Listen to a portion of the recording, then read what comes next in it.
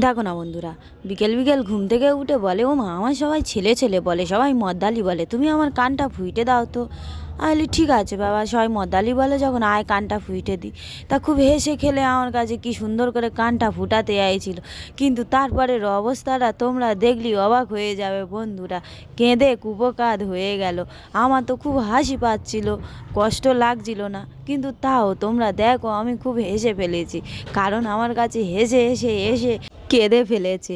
Injection দেওয়ার সময় কিন্তু কাঁদে না, কিন্তু এখন কান ফুটানোর সময় কেন কাঁদলো আমি বুঝতে পারলুম নি।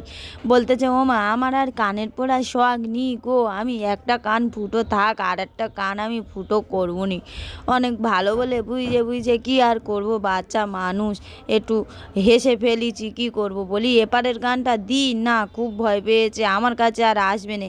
2 ঘন্টা পরে কানটা ফুটিয়েছি, কিন্তু সেই ভিডিওটা তোমাদের দেখানো হয়নি বা নেওয়া হয়নি। ওর এত কান্না আর এত ভয় পাচ্ছিল, সেই ভিডিওটা নেওয়া হয়নি। লাস্টে কি করব, একটু ভালোবেসে জড়িয়ে ধরে একটু আদর করে নিলুম। আমার শাশুড়িও ছিল, আমার বকাবকি করতেছিল, বলে একটু কাঁদতেছে, একটু আদর করে দে না।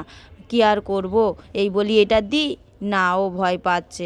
লাস্টে একটু জড়িয়ে ধরে আদর করে নিলুম, কি আর করব, বাচ্চা মানুষ।